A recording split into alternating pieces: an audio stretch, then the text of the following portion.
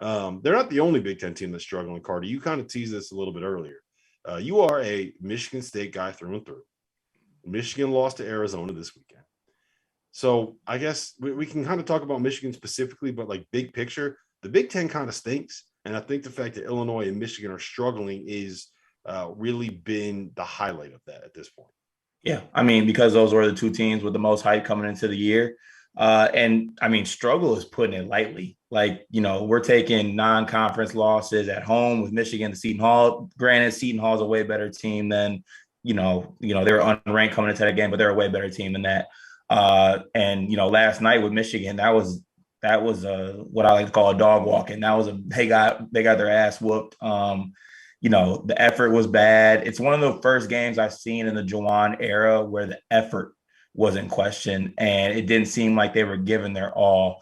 And, like you said, with Illinois, it's gut check time for Michigan too. Like they don't have an identity right now, I don't think. And I thought that identity would be throwing it into Hunter Dickinson and they're kicking it out to 40% shooters, but unfortunately he's kicking it out to Brandon Johns. So they got to figure it out. They got a lot more. They got a lot of time. It's early.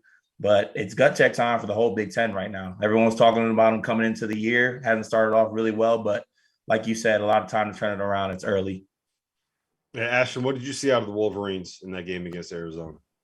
For the most part, so I love Hunter Dickinson. I think he's actually the positive piece for this group. I think the biggest issue is turnovers. They really got their guard play and just taking care of the ball. That's going to be huge for them. And then shooting the three, they have to shoot it at a higher clip, and just when you're turning the ball over that quickly and that easily, you're never going to be in a position to win games. So overall, that's going to be a key coming down into conference play. Can they take care of the ball? Can they hit shots at a high clip and give the ball to Hunter and let him do work around the basket? Yeah, I think that they're just going to run into issues when they go up against some of these long, athletic, kind of swarming teams at this point in the season because, I don't know if Devontae Jones is ready yet to be able to handle this kind of level. I don't know. I think he'll get there. He's a really, really good point guard. He's not quite doing it well enough at this point.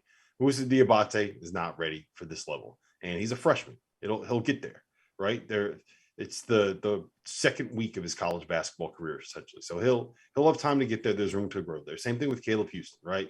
He's even young for a freshman. So I'm much more bullish still on Michigan than I am on Illinois.